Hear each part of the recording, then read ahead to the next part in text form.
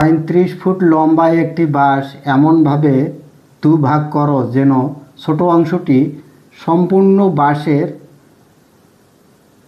7/2 অংশ হয়। বড় অংশটি কত? আচ্ছা, মূল বিষয়টা হলো এখানে এই ছোট অংশটি সম্পূর্ণ বাঁশের এত অংশ হয়। তাহলে হলো ছোট অংশ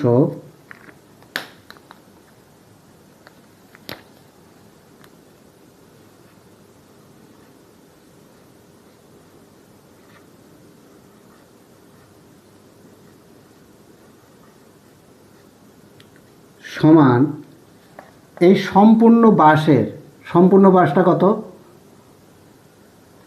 এই হলো 35 ফুট, এই হলো 35, বাঁশের এর মানে হলো গুণন, তারে কত? 7/2 ভাগ। তাহলে হলো কত? 5 7 কত? 35, 5 দুগুণ কত? 10 ফুট। আশা করি আপনারা বুঝতে পারছেন। তাহলে ছোট অংশটি যদি 10 ফুট হয়, টোটাল বাঁশটি কত? 35 ফুট। তাহলে বড় অংশ কত?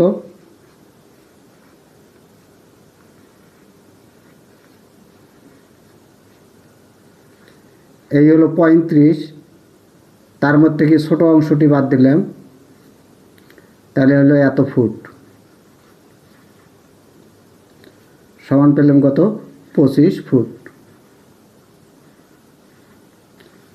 আশা করি আপনারা বুঝতে পারছেন। তাহলে হলো ক নম্বর অ্যান্সার।